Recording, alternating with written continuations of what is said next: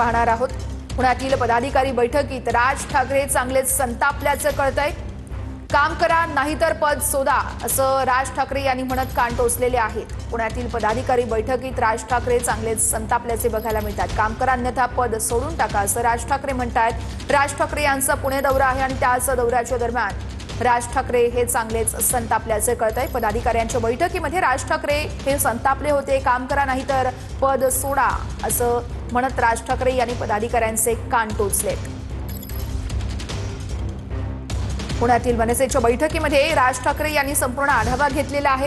आगामी स्थानिक स्वराज्य संस्थांच्या निवडणुकीच्या अनुषंगाने राज ठाकरे यांचा हा पुणे दौरा आणि त्याच अनुषंगाने बैठकीमध्ये राज ठाकरे चांगलेच संतापल्याचे बघायला मिळाले। काम करा नाहीतर पद सोडा असं राज ठाकरेंनी म्हटलं। इतक्या दिवसात काय काम केलं असा देखील सवाल राज ठाकरे यांनी या पदाधिकाऱ्यांना विचारलेला आहे।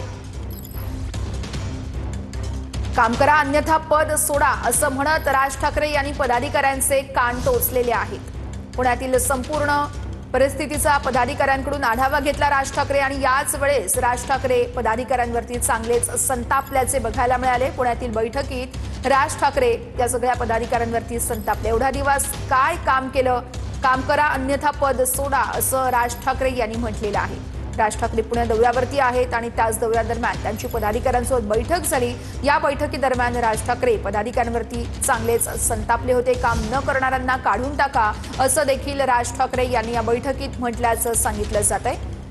काम करा अन्यथा पद सोडा असं म्हणत राज ठाकरे यांनी पदाधिकाऱ्यांचे कान टोचलेत। इतक्या दिवसात काय काम केलं असाही सवाल राज ठाकरे यांनी उपस्थित केलाय।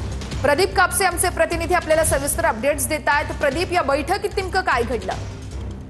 वर्ष आपल्याला माहिती आहे की आज मनसेचे अध्यक्ष राज ठाकरेंनी आगामी महानगरपालिका आणि स्थानिक स्वराज्य संस्थांच्या निवडणुकीच्या दृष्टीनं मनसे पदाधिकाऱ्यांची संकल्प कार्यालयामध्ये बैठक जी आहे ती घेतली आणि या बैठकीमध्ये मनसे पदाधिकाऱ्यांना थेट राज ठाकरेंनी सुनावलेला आहे।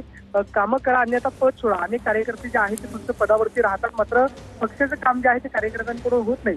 आगामी निवडणुकीमध्ये जर पक्षाला यश मिळवायचे असेल तर काम करावं लागेल असा सज्जड दम जो आहे तो राज ठाकरेंनी दिलेला पाहायला मिळतोय।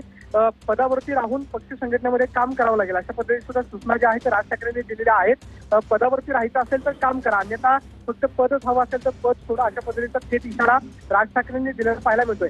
आगामी निवडणुकीसाठी राज ठाकरे हे कार्यकर्त्यांची पदाधिकाऱ्यांची बैठक घेत आहेत, त्यांना मार्गदर्शनपर सूचना करत आहेत। निश्चितच प्रदीप, राज ठाकरेंच्या या दौऱ्याकडे आपलं लक्ष असणारच आहे। तुर्तास धन्यवाद दिलेल्या माहितीसाठी।